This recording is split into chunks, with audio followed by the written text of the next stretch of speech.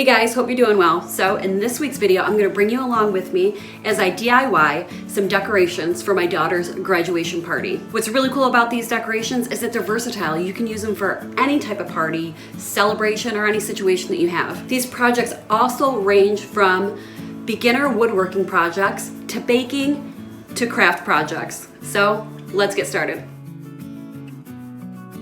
So this is a 16-inch board, so I'm going to start off by cutting my first cut at 16 inches because I want my base to be 16 by 16. And my chop saw doesn't cut all the way through, it doesn't cut 16 inches, so then I can just flip over my board and cut the remaining piece. And then to get a shorter board, we're gonna have to make two cuts. So now I want a 14-inch tier. So I'll measure at 14 inches, cut the board,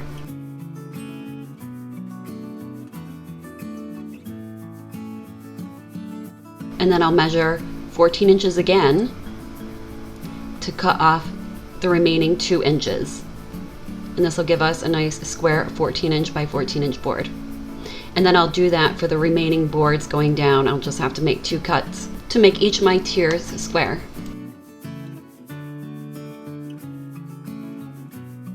Then I'm going to sand down all of my boards, sides, corners, tops, and bottoms with 80 grit sandpaper. I cut and sanded 5 boards at these measurements. Now I have to find the center of each of my boards. So to do this, I just take a straight edge and put it corner to corner and make a mark. Go to the other side of the board, put my straight edge corner to corner, and then make a mark. Now where those 2 marks intersect will be the perfect center of your board. Now I'm going to take a 1-inch Forstner bit and add it to my drill. I want to do 1 inch because I have a 1-inch dowel. This is going to make the fit of the dowel extremely tight, which is exactly what we want. So your Forstner bit comes with a very sharp tip, so you just want to place that tip where your 2 lines intersect and then drill. Now this is my 16-inch board. I'm not going to drill all the way through this board because this is going to be my base. I'm going to add the dowel, and then we will add a screw in the bottom to join the 2 pieces together. I'll do the same process with the very top tier of my tray or my 8-inch board. I don't want to drill all the way through.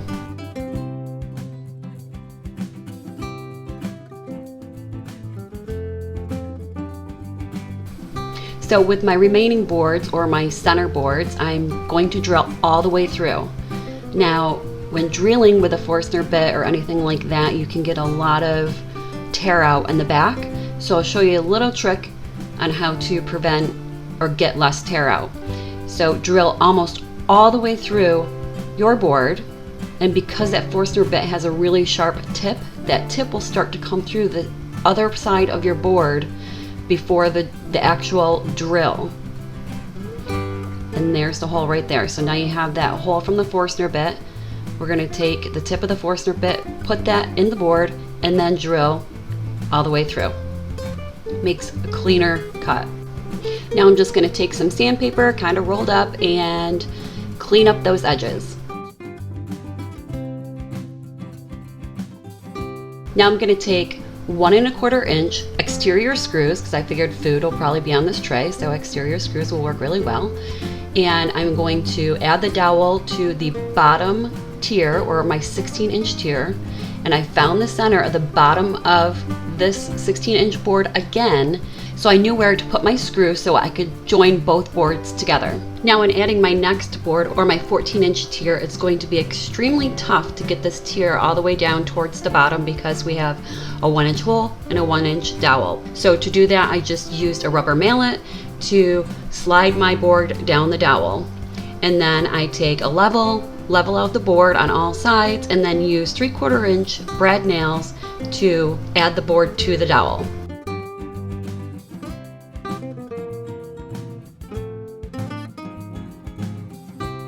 And then I measure up from the base of that tier where I want my next tier to be, and repeat the process.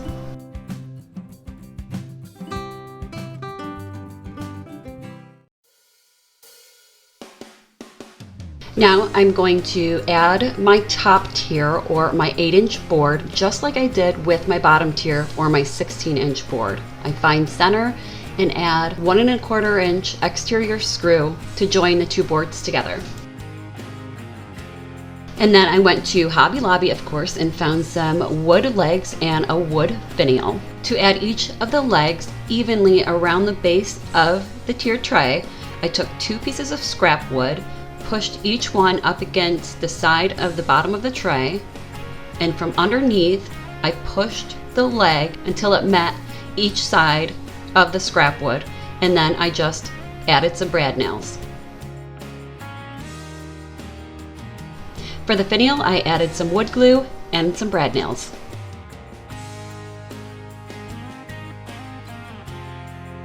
For my finish, I chose Early American by Midwax and I applied it with a foam brush. And that's it. This baby's ready for some cupcakes.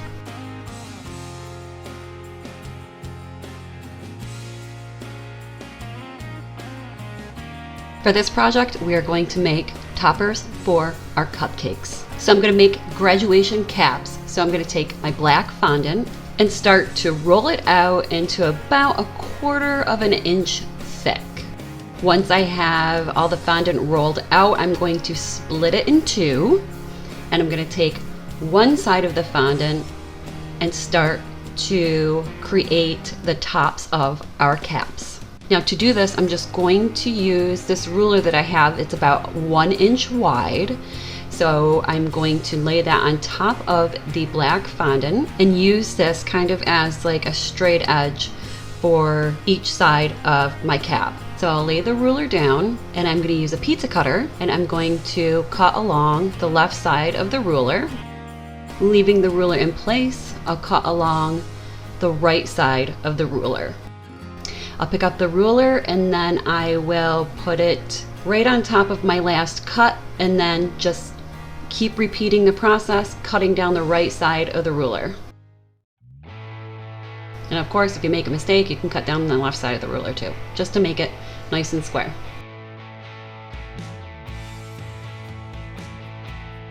Now we're gonna go horizontal with our ruler.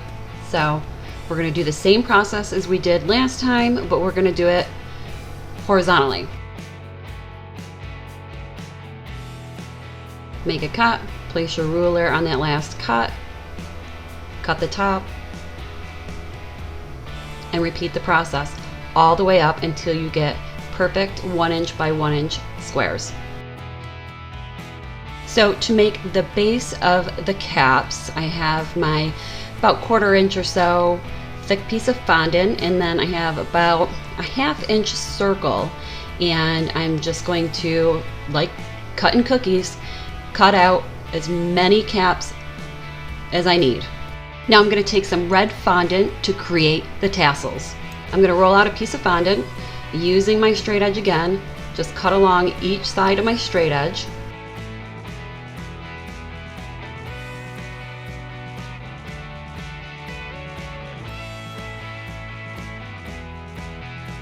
And then I'm just going to start cutting very thin strips of the red fondant. Once I'm cutting as many tassels as I need, I'll line them up and I'll take a really small knife and then I'll just start cutting dovetails in the bottom of the tassels. This is a really simple way to make fondant tassels.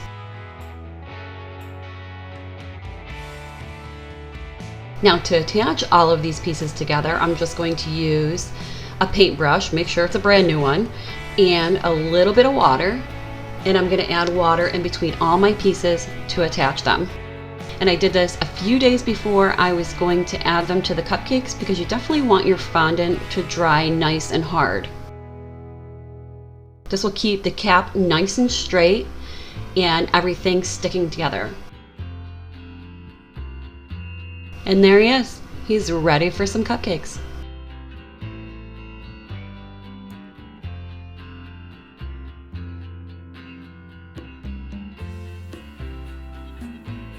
So for this project, I'm going to create a picture board, but I'm going to do that by using a 4 foot by 8 foot piece of Luan. And this is a little bit of a hack, guys. If you don't have one of those disposable paint trays, just take a paint tray, line it with aluminum foil, and you can pour your paint in and use it just like normal. And when you're done, all you have to do is fold up the foil and throw it away, and you don't have to clean a paint tray. So for mine, I'm going to paint it with just some white leftover paint that I had, and I'm going to give this sheet of Luan 2 full coats of paint. And because Luan's kind of a flimsy board, I decided to add a couple of 8-foot pieces of furring strip to the top and the bottom of this board. This is also going to help me attach this board to some poles later. I also added about a 2-inch piece of fur strip to the back of the 8-foot pieces of furring strip that I already attached to the board. One, this is going to help prevent the nail from sticking out through just one fur strip and the piece of Luan. I didn't have smaller screws, so this is what I did, and it's going to allow me to put some fasteners on the back so I can hang this later.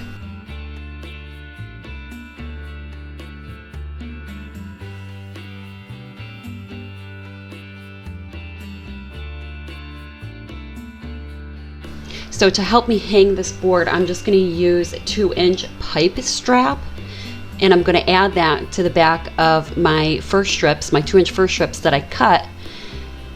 But this is where I screw up.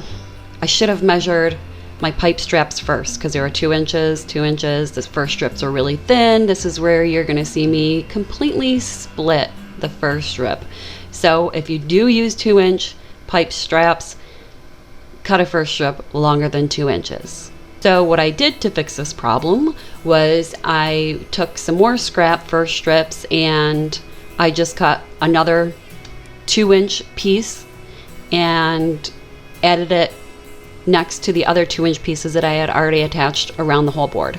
And this helped. It didn't split the wood. Once you're done with all that, you can start to add your pictures and your sayings or anything like that to your board. I did go to my Silhouette Cameo and I cut out nice little sayings and I added them in between all of the pictures that had big white spaces. For this decor item, I'm going to make centerpieces, and I used my Silhouette Cameo to cut out some sayings on vinyl, and I also used some white cardstock to cut out some shapes, and red cardstock to cut out about 4-inch strips. And as you can see here, I'm adding the vinyl words to the white cardstock. Now I'm going to take my vase, which I purchased at the Dollar Tree, and the 4-inch red cardstock, and I'm just going to use that and wrap it around the vase and use some hot glue to attach it. And once that's attached, I'm going to take one of my sayings on the white cardstock and attach that with hot glue over the red cardstock. Then once that's dried, I'm going to take another white cardstock with a different saying and attach it to the other side of the vase using hot glue. And that's it for this project.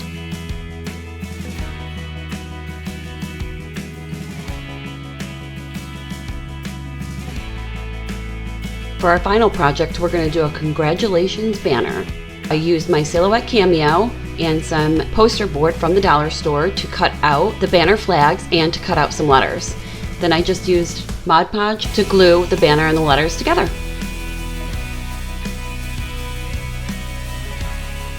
I then took a 3-hole punch in one of the flags and punched holes where I thought it looked best on each corner of the flag.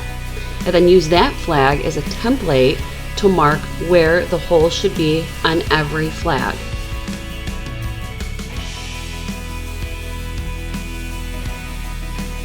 Once I was done with that, I went through with my 3-hole punch and just punched the holes where I made the marks.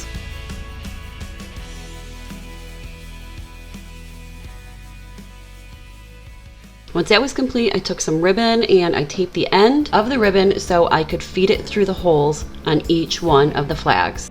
I went through the front, around the back, and then through the front again. I repeated this step for each one of the flags.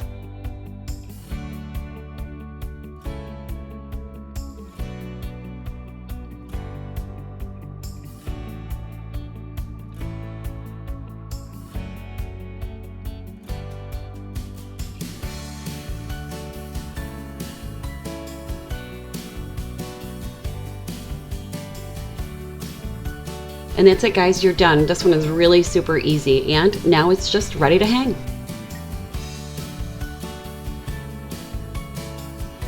Well, guys, I hope you enjoyed, and hopefully we gave you some inspiration to create your own party decorations. Please take care of yourself and each other, and give this video a thumbs up if you liked it. And if you want to see more DIYs, don't forget to hit that subscribe button. We'll see you in the next video. Bye, everyone.